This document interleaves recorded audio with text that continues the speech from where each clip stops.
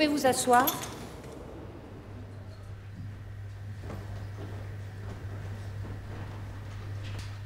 L'audience criminelle est ouverte.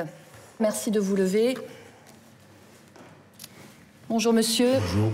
Merci d'indiquer à la cour vos noms, prénoms. Je m'appelle... Alors, parlez bien dans le micro, qu'on vous entende. Je m'appelle... Est-ce que vous aviez une profession avant d'être placé en détention? Je travaillais dans l'agriculture. Vous pouvez vous asseoir pour le moment. Il y a 10 mois, l'accusé a été condamné par une première cour d'assises pour le meurtre de son épouse. Il a fait appel de cette décision. La cour d'assises de la Drôme a déclaré coupable d'avoir volontairement donné la mort à son épouse et l'a condamné à la peine de 24 ans de réclusion criminelle. Il a contesté avoir agi avec préméditation. Il a prétendu qu'il ignorait que sa conjointe fréquentait un autre homme. Est-ce que vous pouvez expliquer la raison pour laquelle vous avez fait appel de cette décision? J'ai fait appel parce que voilà, il y a beaucoup de mensonges dans les propos qu'ils ont dit sur moi, quoi. Beaucoup de mensonges même. Je vous laisse vous rasseoir.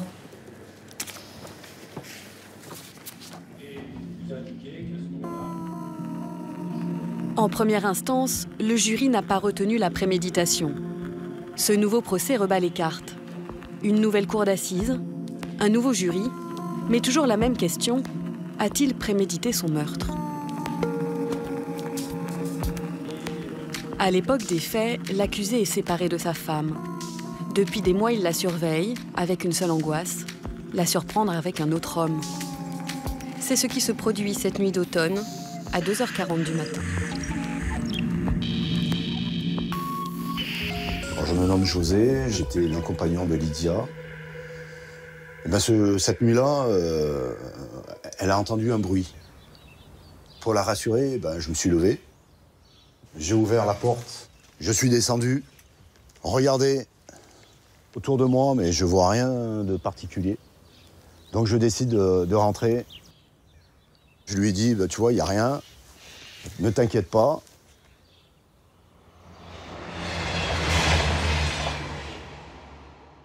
Elle a décidé de sortir son chien. Et là, j'ai entendu un bruit et j'ai vu le chien courir à toute vitesse à l'intérieur de la maison. Je suis sorti et là, le choc, j'ai vu Monsieur en train d'assassiner Lydia.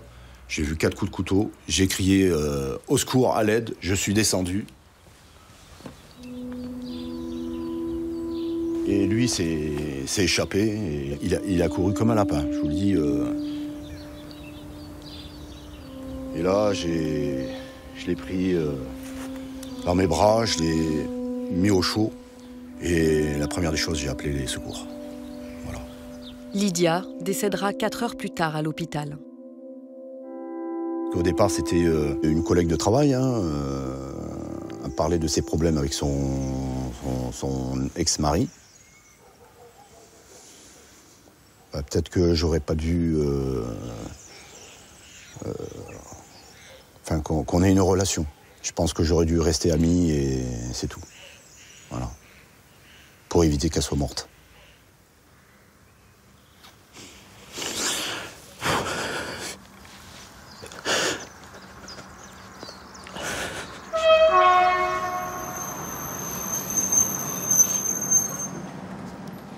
On se retrouve donc demain, l'audience commence.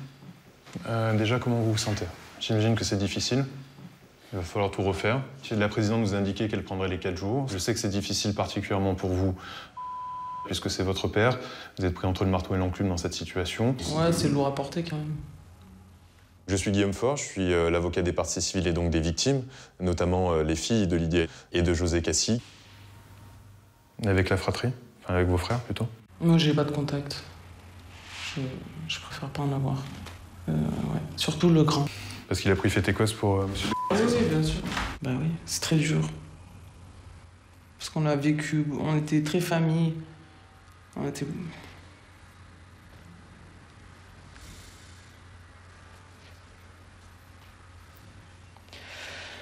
On était beaucoup famille, on se voyait beaucoup entre frères et sœurs. Souvent tous les samedis ou les week-ends, on était ensemble. Et là, il n'y a plus personne. Au revoir. Depuis les faits, la fratrie est déchirée. Les filles ont rompu tout contact avec leur père. Les fils, eux, tout en condamnant le meurtre, l'ont soutenu et aidé à organiser sa défense.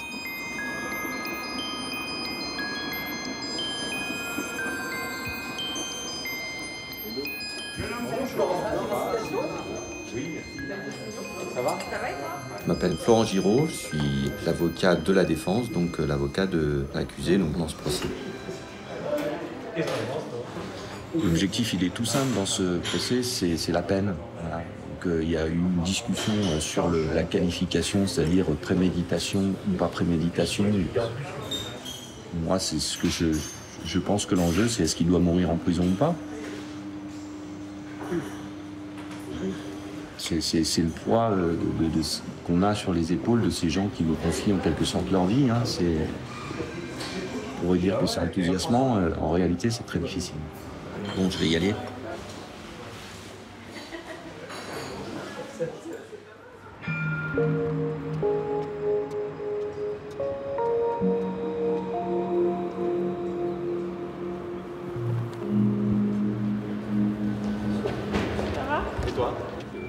On va attendre que ça ouvre et puis moi je vais aller le voir pour... Aurélia Ménessier, je suis également l'avocate de la défense, donc de l'accusé. En même temps. D'accord. Tu veux... Ouais, Juste un ou deux points, on y va ensemble si tu veux. Ouais, je veux bien. On attend que ça ouvre.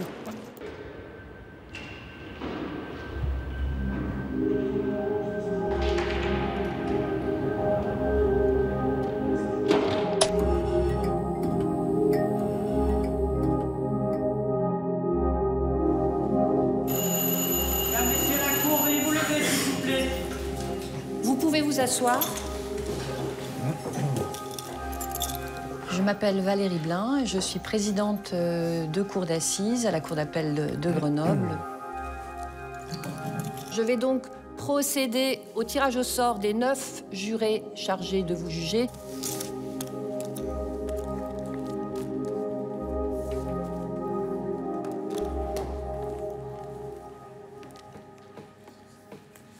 Je vous rappelle que vous avez la possibilité, avec vos avocats, d'en récuser 5, le ministère public pouvant en récuser 4.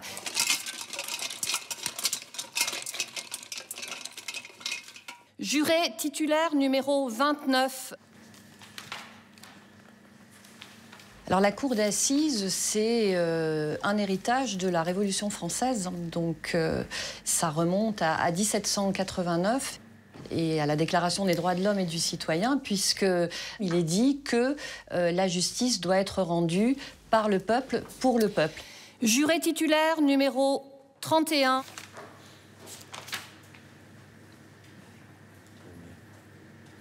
Récusé. Récusé, ça veut dire que lorsque le juré va être appelé, elle va pouvoir dire ben non, ce juré est récusé, donc il va se rasseoir. Alors je leur explique que c'est très subjectif. Juré titulaire numéro 12. Boucher, charcutier. La défense comme le ministère public, donc comme information, que leur âge, leur profession, leur sexe, ils les voient et c'est tout. Juré titulaire numéro 23. On essaie de faire rentrer un mec. Récusé. Vous pouvez vous rasseoir, madame. Si vous avez un banquier à la retraite et que vous avez un dossier de braquage, vous allez le récuser. Ça peut être parfois aussi un regard. Hein. Vous êtes sur le banc de la défense, il passe et puis il vous regarde d'une façon. Vous dites non, là, ça va pas être possible apparemment. Il y a une hostilité. Bon, c'est des petites choses. Chacun, après l'appel de son nom, voudra bien lever la main droite et répondre « Je le jure ». Vous avez éliminé les bons jurés, vous avez gardé les mauvais. La cour d'assises, c'est l'imprévu total. On ne sait jamais véritablement comment ça va se passer ni comment ça va se terminer. L'audience est suspendue.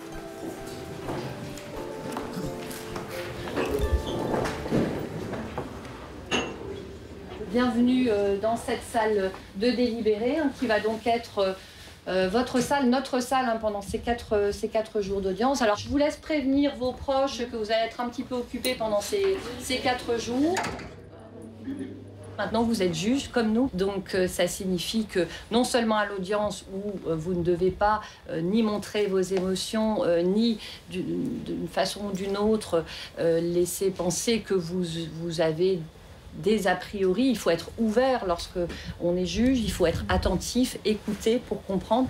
Donc surtout, aussi bien dans le fond que dans la forme, être impartial, mais c'est vrai aussi à l'extérieur. Ça veut dire que lorsque vous sortez, si jamais vous croisez des parties civiles ou des avocats, il ne faut pas vous adresser à eux et puis éviter de parler de l'affaire entre vous à déjeuner parce que voilà, il y a souvent beaucoup de monde autour de vous, donc on aura tout le loisir, tout le temps de le faire dans cette salle. Des questions ? C'est une gageure d'arriver à transformer des jurés citoyens, de les extirper de leur vie quotidienne, de leur métier, et d'en faire des juges.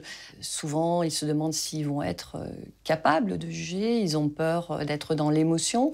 Et c'est vrai qu'on doit veiller à ça également, à cette mise à distance nécessaire pour bien rendre la justice, parce qu'ils ont la même voix que les magistrats professionnels qui les accompagnent.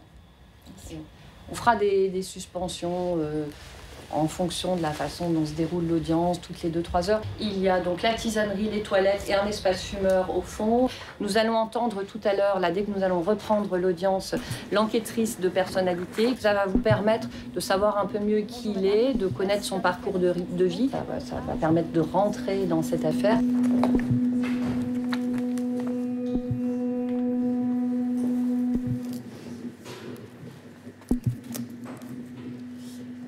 Il est issu d'une famille des gens du voyage, non sédentarisés. Sa liaison avec Madame Lydia est mal accueillie par la famille de monsieur. La violence est ancrée dans le couple. On identifie de la part de monsieur de la violence psychologique, des cris, des propos humiliants et rabaissants. Il y avait également des menaces de mort. En juin 2018, Madame Lydia quitte le domicile conjugal. Elle va initier une procédure de divorce. Monsieur évoque une grande tristesse, sa perte de 30 kilos en 2 mois et une consommation d'alcool excessive associée à des médicaments. Lorsque je le questionne, il répondra « Elle est morte en portant mon nom. Elle est toujours dans ma tête ». Certes, on juge des faits, mais on juge avant tout un homme qui a commis ces faits. C'est pour ça qu'on passe autant de temps en cour d'assises sur la personnalité. C'est parce qu'il faut pour comprendre un passage à l'acte, il faut comprendre l'homme. C'est extrêmement important. Vous indiquez une phrase qui semble être importante pour lui. « Elle est morte en portant mon nom ». Oui. Parce qu'il me parle de ce divorce, de cette procédure de divorce qui est pas envisageable pour lui, ou même ses enfants m'expliqueront que le divorce n'existe pas. Donc c'est soit on vit ensemble, soit on tue. C'est ça. Enfin, c'est ça. Je peux pas affirmer ça parce que c'est parce qu'on m'a dit, mais de dire que c'était un élément qui ne pouvait pas vivre, ce divorce. J'ai pas d'autres questions, je vous remercie. Merci, maître. Monsieur le procureur général, vous avez la parole pour vos questions. Christophe Barret, je suis procureur général près la Cour d'appel de Grenoble. Et donc, je dirige le ministère public pour l'ensemble de la Cour d'appel. Le procureur général défend les intérêts de la société. La société, c'est quoi? C'est qu'on décide de vivre ensemble, donc d'abandonner une partie de sa liberté, mais en contrepartie, la société s'engage à protéger chacun d'entre nous. Et pour ça, avec un moyen, je simplifie bien sûr, la loi. Et c'est là où intervient le rôle du ministère public, c'est de demander au juge d'appliquer la loi. À charge aussi au procureur général de requérir une peine à la fin du procès. Dans cette affaire, si la préméditation est retenue, l'accusé risque la réclusion criminelle à perpétuité. Est-ce qu'il a évoqué ce que Lydia pouvait percevoir ou ressentir? Non, jamais. Vous avez une explication sur... Ça fait partie de cette impossibilité de parler de l'autre. Monsieur parle toujours des conséquences sur sa personne. Sur sa personne à lui? Oui.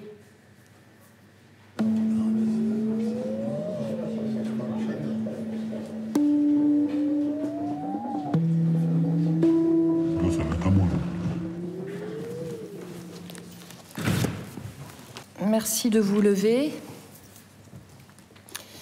Qu'est-ce que vous pouvez nous dire de qui vous êtes? Moi, ma vérité, c'est que j'aimais ma femme.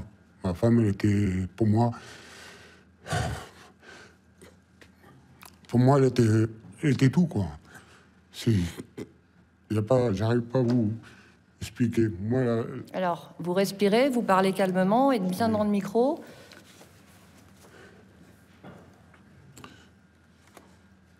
pour moi, j'arrivais pas à vivre sans elle. Avec tout ça qui s'est passé, même maintenant,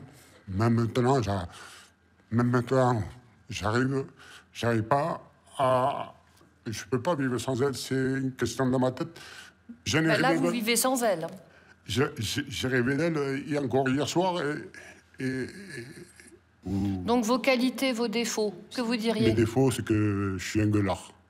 Je gueule beaucoup. Gueulard. Voilà, je gueule beaucoup. Je gueulais même sur mes enfants, même sur ma femme, mais peut-être pour leur bien que je vais gueuler. Ah, bien évidemment qu'il y a des moments où on voudrait répondre à sa place. Sur sa personnalité, sur sa vie. Là, on voudrait qu'il arrive à dire plus, pour qu'il parle de cette vie, pour qu'il parle de cette relation, pour qu'il parle de cette souffrance d'être séparé de ses enfants, etc. Il va y avoir une rupture en 2013. Oui. Vous pensez qu'elle vous trompe? Et qu'est-ce qui va se passer? J'ai été pour la voir en premier, et après, j'avais le couteau dans les mains. C'est vrai que j'ai juste tailladé les joues. Vous avez tailladé les joues. Tailladé les joues? Oui. Alors, vous avez été condamné à 18 mois d'emprisonnement. À quoi ça a servi? Pas grand-chose. Parce que j'ai fait une grosse erreur, maintenant. Et cette erreur, je la paye. Alors... Maintenant, oui, je le regrette. Je le regrette parce que, voilà, j'ai fait du mal. J'ai fait du mal à mes enfants. J'ai fait du mal à mes enfants. Et par ma faute, ils ne se portent plus. Et voilà. Et j'arrive pas... Je vous demande pardon. J'ai jamais voulu ça. J'ai jamais voulu ça. Je vous demande pardon pour tout le mal que je vous ai fait. Votre mère, elle ne méritait pas ça. Et je le regrette. Je le regrette vraiment. Même que vous ne croyez pas, pour moi, je le regrette. De l'émotion, il y en a toujours dans un procès d'assises, bien évidemment. On est dans la souffrance, de part et d'autre, que ce soit du côté de la victime, du côté de l'accusé. Il se passe toujours quelque chose, parce qu'il y a cette unité de temps et de lieu qui fait que on prend le temps et l'accusé a le temps de s'exprimer, on a le temps d'écouter et voilà. Vous expliquez que vous avez fait appel parce qu'il y a un certain nombre de choses mensongères qui ont pu être dites. Vous expliquez aujourd'hui devant cette cour d'assises que votre femme était libre. Est-ce qu'elle était libre d'aller à la salle de sport sans ses filles? Je le dis franchement, j'ai dit non. À la salle de sport, non. Je le dis franchement. Il n'y avait que des hommes là-dedans. Excusez-moi, je n'ai pas compris. Parce qu'il y avait trop d'hommes là-dedans. Il y avait une dispute au mois de juin à sujet du perroquet. C'est un perroquet qui était méchant. Et avec elle, non, mais avec moi, oui. Alors il est venu vers moi, j'ai dit enlève le perroquet, sinon je vais le tuer. Et vous avez dit, elle m'a parlé ce jour-là comme elle m'avait jamais parlé. Oui. C'est-à-dire? Et elle s'est levée, elle est passée, elle me dit mange tes morts. J'ai pas compris. Mange tes morts. Ah. Voilà, elle m'a dit ça. Et chez nous, ça se dit pas ça. J'ai été vraiment surpris de ça. Je me suis levé, c'est vrai que je me suis levé. Je voulais lui mettre une claque, ma fille s'est mise au milieu, elle m'a mis une gifle. Et ça fait que j'ai rendu la gifle qu'elle m'a mis ma fille. À mon sens, il n'y a pas de détails devant la cour d'assises, il y a simplement des éléments qui permettent, encore une fois, de créer un faisceau d'indices pour arriver à une preuve. Le perroquet, en soi, c'est anecdotique. C'est ce qu'il y a derrière qui nous intéresse. C'est de rentrer en profondeur dans un dossier pour comprendre les ressorts et les enjeux psychologiques qui peuvent se jouer dans le huis clos du couple, dans le huis clos familial. Tout à l'heure, vous avez dit que vous aviez commis une erreur en parlant du geste que vous avez commis contre votre épouse. On ne parle pas d'une erreur.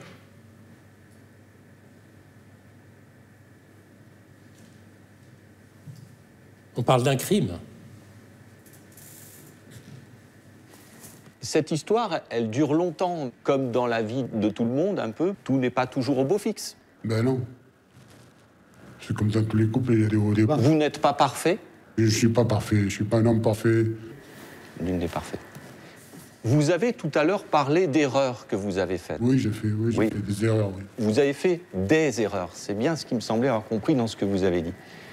Votre femme, à un moment donné, elle veut partir. Vous n'acceptez pas qu'elle parte? Non. Alors, j'aurais dû la laisser partir parce que je l'aimais.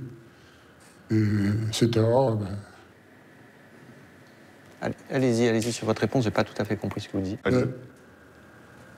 Je vais dire, j'aurais dû la laisser partir parce que j'aimais cette femme.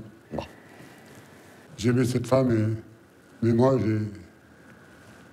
j'ai fait n'importe quoi. J'ai pas d'autres questions. Merci, maître.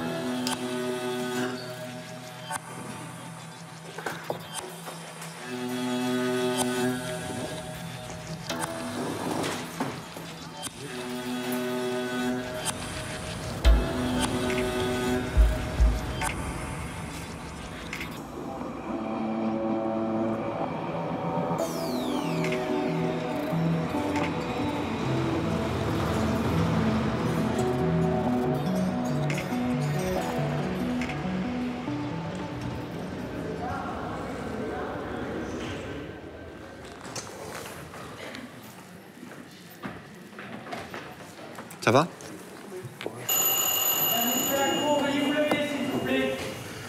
Là, c'est l'enquêteur maintenant qui va venir. Voilà, qui va rappeler un peu les faits. Vous pouvez vous asseoir. Bonjour, monsieur.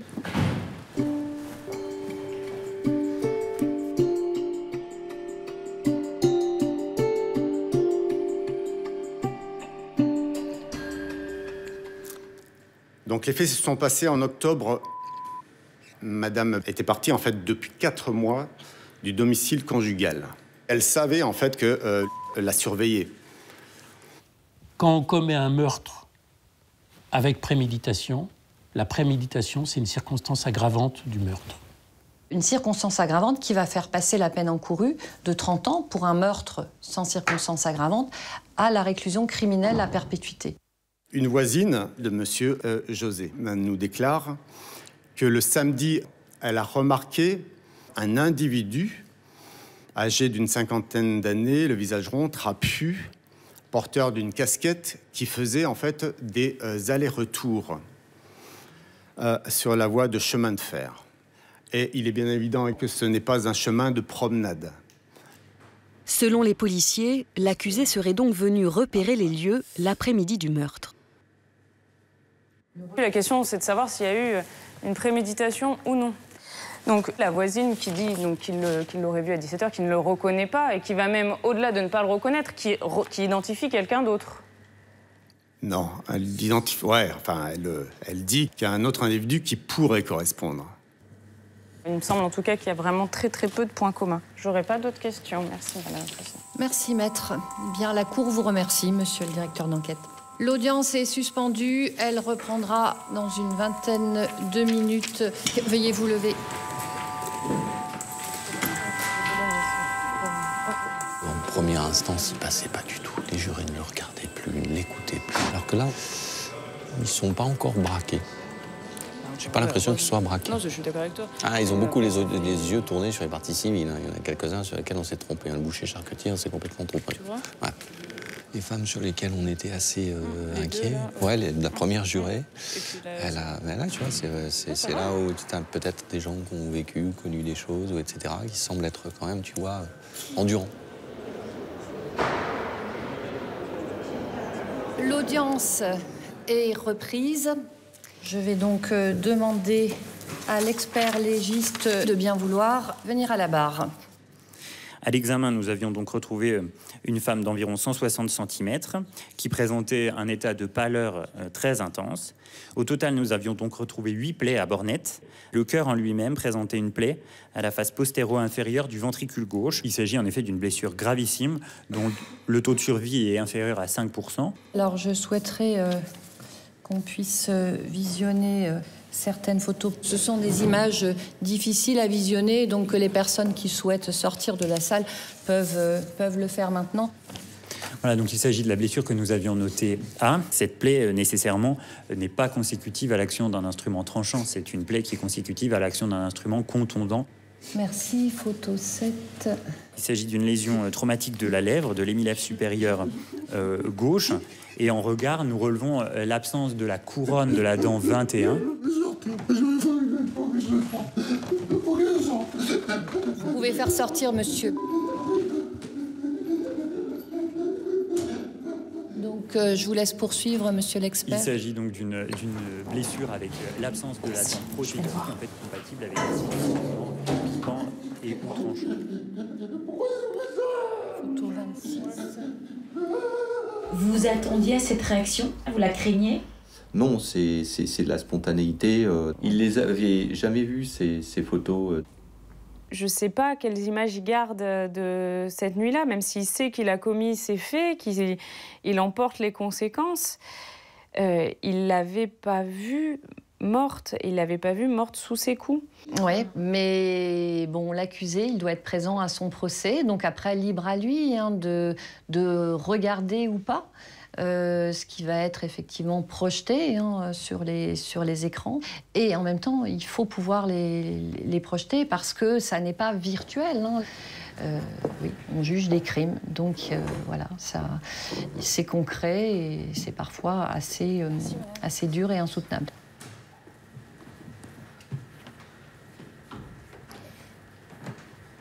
Vous pouvez vous asseoir.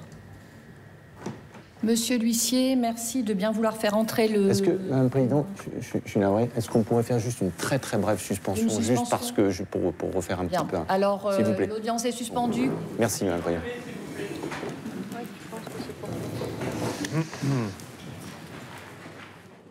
Donc c'est 15h30, vous c'est 16h30.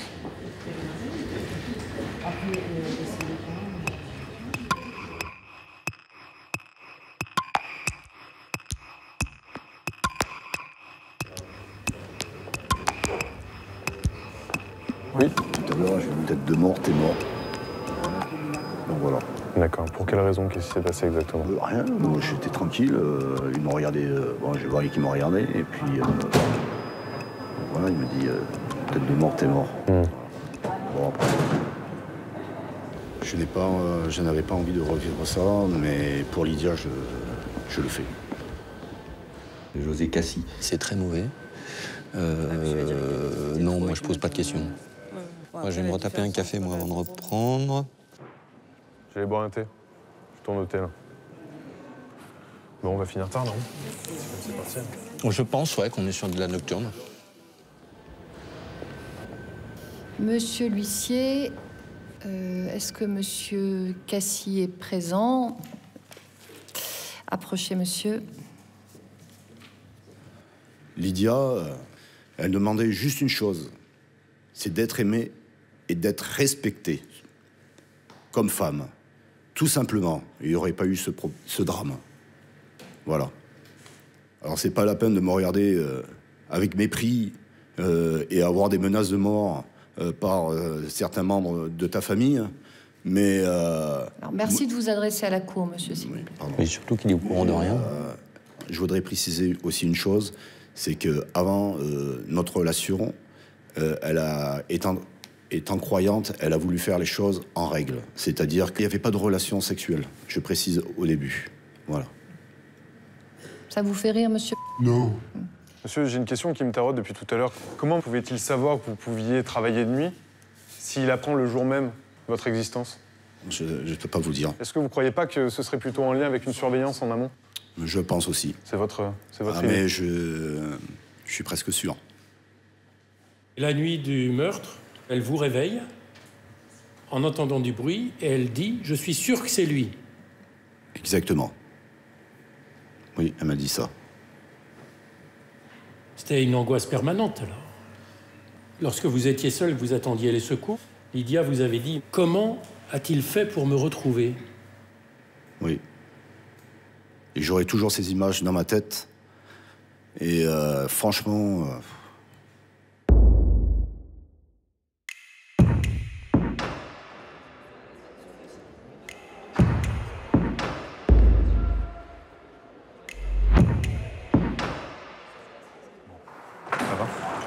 La prochaine sur la liste, c'est ça? Je crois que je vais attendre dehors mon tour. Respirer, hein. C'est pour lutter contre le stress. C'est le début après, une fois que... C'est ça, mais c'est en fait, le plus important, c'est de bien débuter, parce que, si vous voulez, si on accroche des mots, machin, après on se prend un peu les pieds dans le tapis. C'est vrai. Voilà. Mais bon, faites bien bloc, allez, courage. On a la faculté de faire citer un certain nombre de témoins. Chaque partie, il faut bien le comprendre, a cette possibilité-là. Que ce soit l'avocat général, que ce soit l'avocat de la défense, que ce soit l'avocat des parties civiles, et même la présidente. C'est une guerre tranchée, centimètre par centimètre, il faut avancer pour faire prévaloir la vérité que l'on défend à cet instant.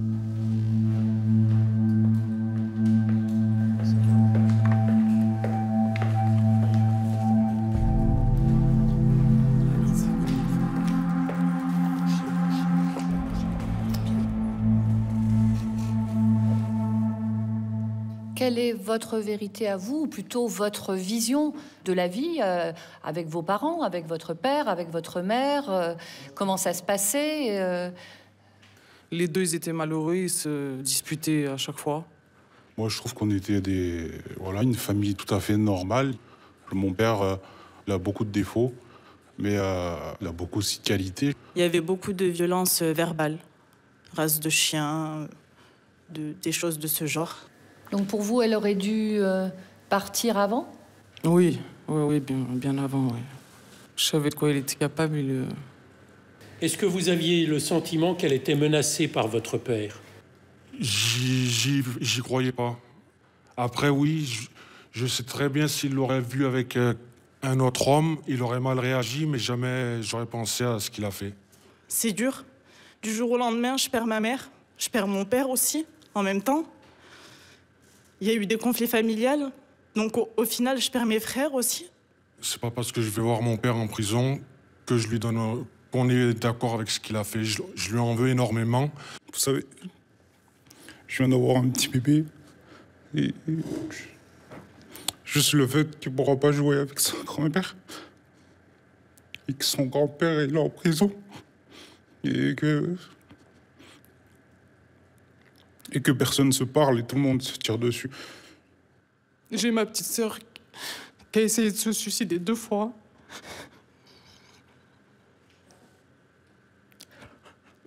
Et d'avoir aucun soutien de ses frères. Ils ont le droit de le défendre et prendre parti, c'est pas un problème. Mais au moins de rester soudés, je sais pas, respecter celle qui est partie aussi. Il nous a tous déchirés, et à vie, à vie. Je m'endors le soir, j'ai même pas... Je m'endors, je veux plus me réveiller.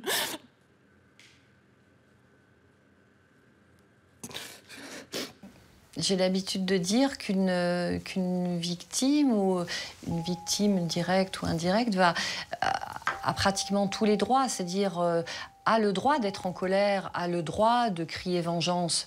C'est à nous, après juges, de faire ce travail de mise à distance pour juger. Pour les victimes et pour l'accusé, c'est le procès de leur vie.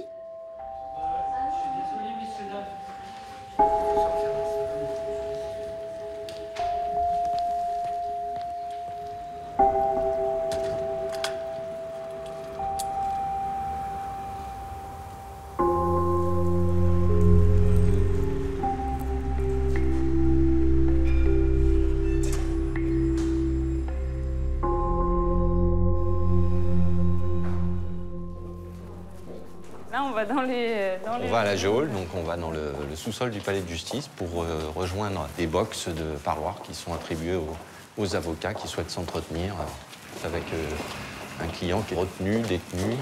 Voilà. Oui, donc on vient voir monsieur. Bon. L'entretien qu'on a avec lui avant son interrogatoire, il est fondamental parce que faut qu'on le soutienne à nouveau à bout de bras.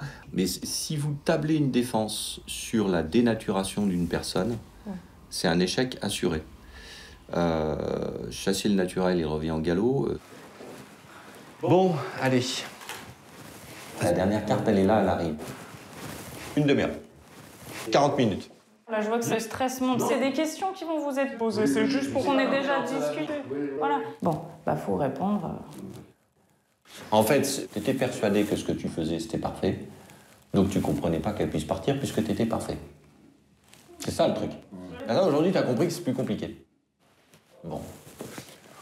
Il faut absolument croire son client pour le défendre. Pas du tout.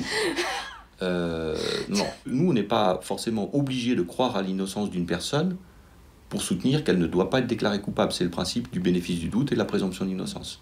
Défendre, c'est pas forcément dire que les gens sont innocents, c'est pas innocenter, c'est aussi beaucoup expliquer pour qu'on fasse œuvre de justice. Et il n'y a rien de moral là-dedans.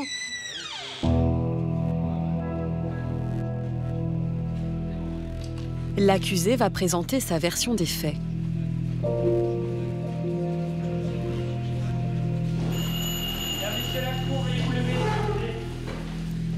Convaincra-t-il la cour qu'il n'a pas prémédité son meurtre?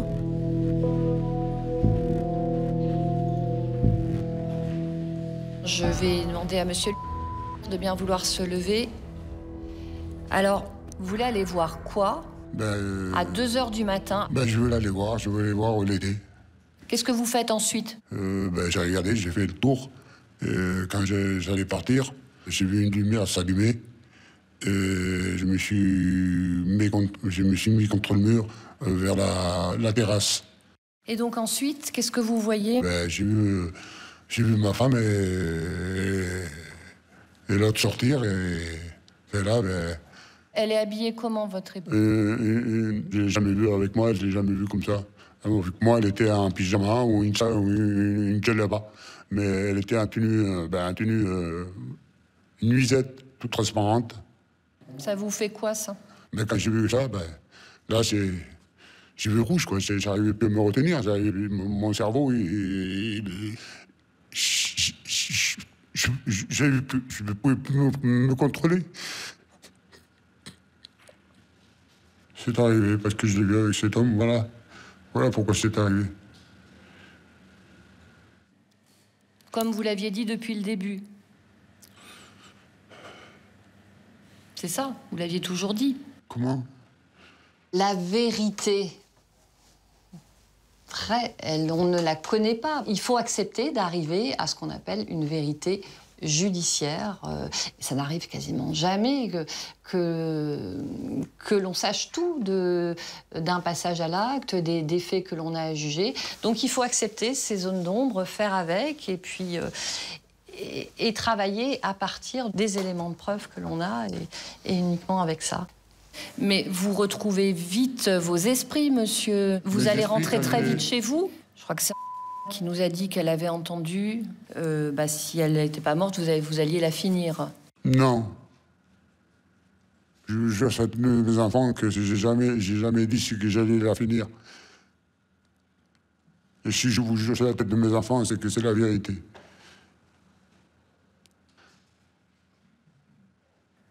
Aux enfants qui ne sont pas dans la salle, hein. Maître Faure, vous avez la parole pour vos questions. Je vous remercie, Madame la Présidente.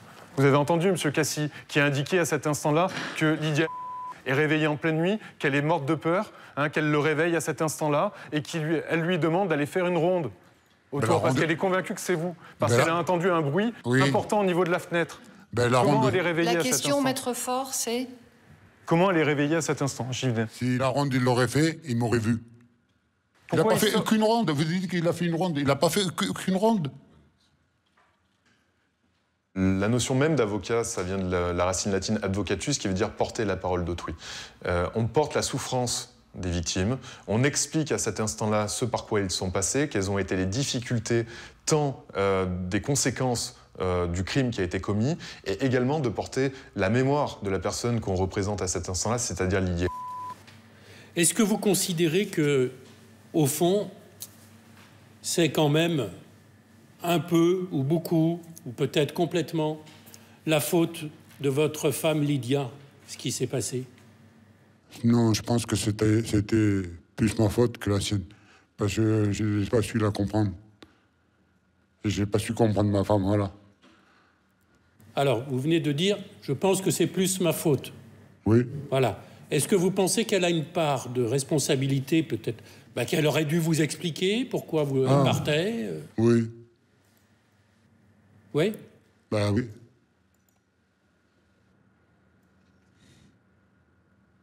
L'audience est suspendue. Veuillez vous lever.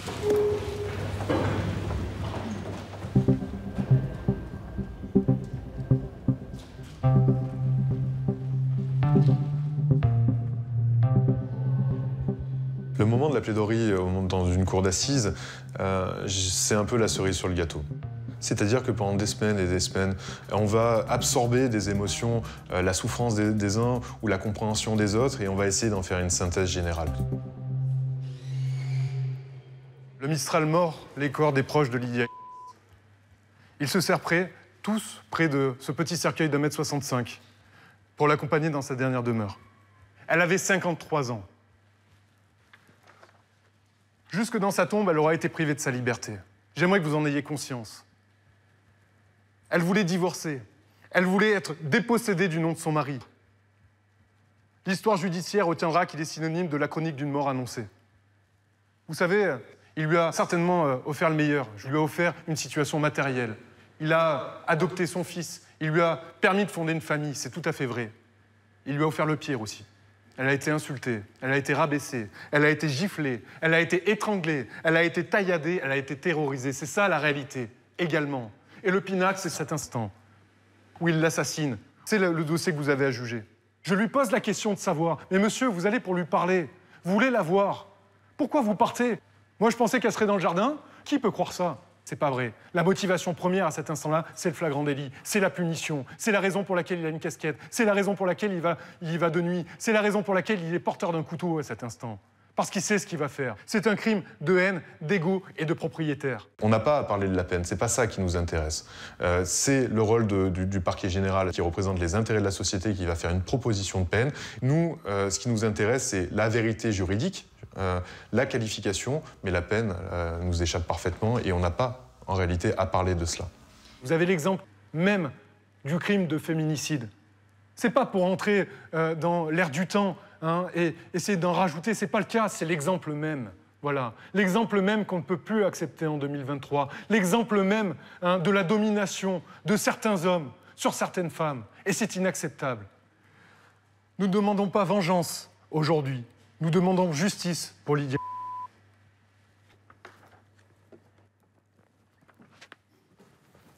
Merci, maître. L'audience est suspendue. Elle reprendra lundi matin à 9 h. Veuillez vous lever. C'est ce qu'on dit, aller à Jacques Taès, les dés sont jetés et voilà, on attend.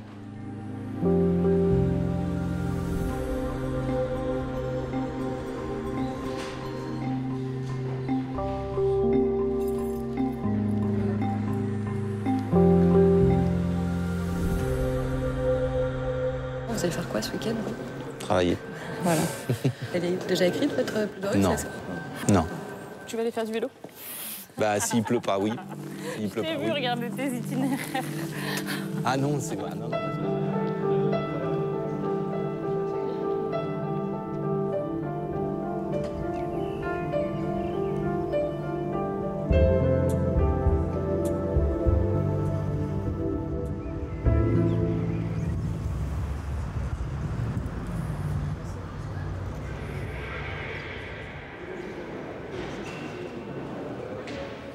Bonjour à tous, l'audience est reprise. Monsieur le procureur général, vous avez la parole pour vos réquisitions. Les crimes ne sont jamais des affaires de famille ou des affaires privées, même quand ils ont été commis dans l'intimité d'un couple. Ils sont l'affaire de chacun des membres de notre société. Tant la violation de la loi est grave. Vous avez compris que le sujet majeur est de savoir s'il a prémédité ce meurtre. La préméditation, dit la loi, c'est de s'organiser, se préparer, se donner les moyens de tuer. La préméditation n'exige pas que le projet ait été conçu longtemps à l'avance. Ça peut être quelques heures, quelques minutes même. Ce sur quoi vous allez avoir à vous déterminer, c'est est-ce que c'était prévisible? Est-ce que c'était préparé? Ce n'est pas seulement un homicide, ce n'est pas l'action d'une pulsion. Voilà, c'est une exécution. Je vous demande donc de déclarer coupable de l'assassinat de Lydia, c'est-à-dire du meurtre avec préméditation de sa femme. La question, c'est quand devra-t-il reprendre sa place dans la société ? Avant d'arriver au procès, est-ce que vous avez déjà une idée de ce que vous allez requérir, ce que vous allez demander? Non. Le code, il vous donne juste un maximum. Bon, avec ça, on a forcément une certaine idée globale. Mais la peine précise, jamais. Pourquoi? Parce que la peine, elle doit être fixée en fonction de deux choses. Un, la gravité de l'infraction. Et la loi, donc, prévoit un maximum. Et deux, ça, c'est un grand principe en droit français. La personnalité du condamné. Pour ce crime, je vous propose de le condamner à 28 ans de réclusion avec une période de sûreté. Je vous propose de prononcer une interdiction de séjour pendant 10 ans dans le département de la Drôme. Pour ceux qui ont connu Lydia, il serait scandaleux de le croiser là où était passée Lydia.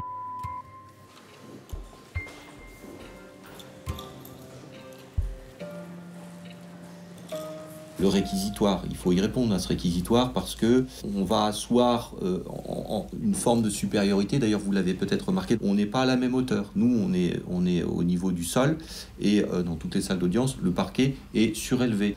Donc, ce que le procureur général dit, c'est plus valable que ce qui va vous être servi ensuite par des personnes qui sont au service d'une cause privée, qui est celle donc de l'accusé.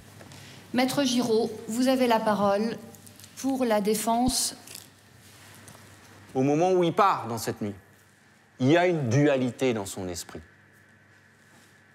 Il ne dort pas parce qu'il ne sait pas.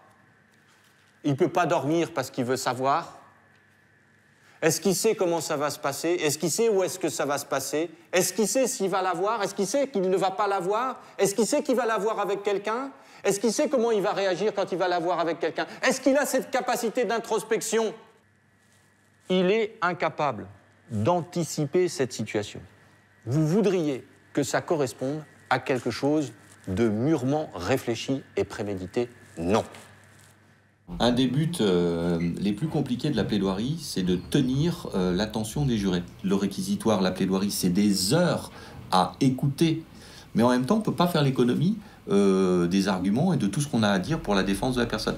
Des dossiers d'assassinat avec préméditation sans la moindre nature humaine. Il y en a tellement, mesdames et messieurs les jurés, que vous connaissez. C'est ce qu'on appelle les règlements de compte. C'est la même infraction, hein. Vous avez des bandes rivales sur fond d'affrontement et de trafic qui, pour de l'argent, vont élaborer des plans avec des armes qui n'ont rien à voir. C'est des fusils d'assaut. C'est du 11 mm. C'est des pistolets automatiques que vous braquez sur des jeunes. Et on exécute la personne pour de l'argent, pas pour de l'amour. Pas pour des sentiments, pas parce qu'on aime, pas parce qu'on est délaissé, pas parce qu'on est trompé, pas parce qu'on est trahi. Pour l'argent. Dans ce type d'affaires, c'est 15 ans. C'est 20 ans de réclusion criminelle. Et pour monsieur, c'est 24, et puis parce qu'on a fait appel, c'est 28. Enfin, je trouve que c'est injuste. Voilà, je trouve que c'est injuste. Les avocats, dans leur plaidoirie, utilisent souvent ce type de comparaison qui, pour moi, est totalement impossible parce que les hommes sont différents, mais les faits le sont aussi. Donc, le même type de fait ne sera jamais puni de la même façon. On va avoir des peines qui vont varier de façon assez importante. 24 ans. Contre un homme qui a plus de 60 ans, ça s'appelle une peine de mort lente. Et c'est avec ces observations que je vous confie le sort, dirais-je, la vie de monsieur. Vous avez la parole en dernier. Avez-vous quelque chose à ajouter pour votre défense? Je regrette vraiment de tout le profond de mon cœur. Je veux dire aussi à mes enfants, pardon pour tout le mal que je vous ai fait. Voilà, j'ai juste ça à dire. Les débats sont terminés. Mesdames et messieurs les jurés, nous allons nous rendre dans la salle des délibérations. Nous n'en sortirons qu'après avoir pris notre décision. Avez-vous une intime conviction? Monsieur le chef d'escorte, je vous demande de faire retirer monsieur de la salle d'audience. J'invite le chef du service d'ordre à faire garder les issues de la chambre des délibérations. Nul ne pourra y pénétrer sans mon autorisation. L'audience est suspendue.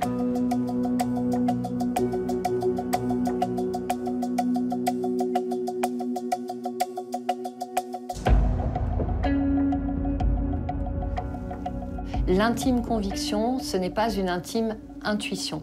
J'ai l'habitude de dire qu'on a tous assisté à la même audience, mais on n'a pas tous retenu la même chose et qu'il va falloir à un moment donné savoir, où chacun va mettre son propre curseur, savoir s'il a suffisamment de certitude pour condamner ou bien s'il y a trop de doutes, eh bien le doute à ce moment-là va profiter à l'accusé. Les délibérations vont durer 5 heures. Moi, j'espère juste qu'ils diminueront pas la peine, quoi. C'est juste ça. Parce que je me verrai pas le voir dans 5-10 ans dehors. C'est un moment, un instant qui est suspendu dans l'air. Bien sûr qu'on aimerait être une petite mouche pour voir ce qui se dit dans le cadre du délibéré. Le travail est fait et la décision leur appartiendra.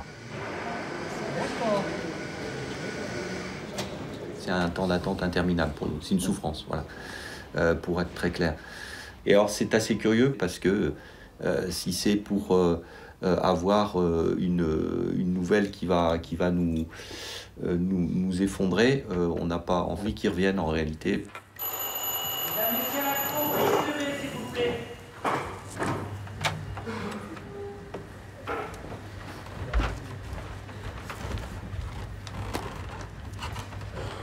Vous pouvez vous asseoir.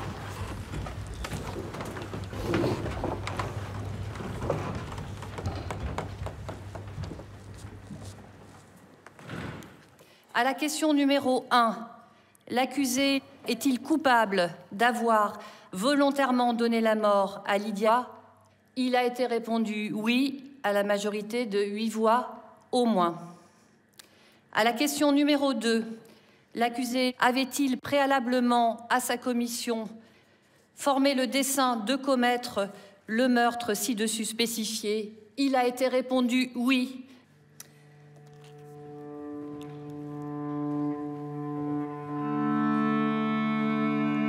La Cour et le jury réunis condamnent à la peine de 24 ans de réclusion criminelle. Je vous avise que vous disposez d'un délai de 5 jours pour vous pourvoir en cassation. Passé ce délai, vous n'y seriez plus recevable. L'audience criminelle est levée. Veuillez vous lever. La peine n'est ni réduite ni allongée.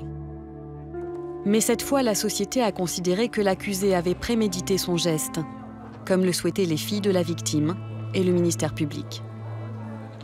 L'accusé n'a pas usé de son droit à se pourvoir en cassation.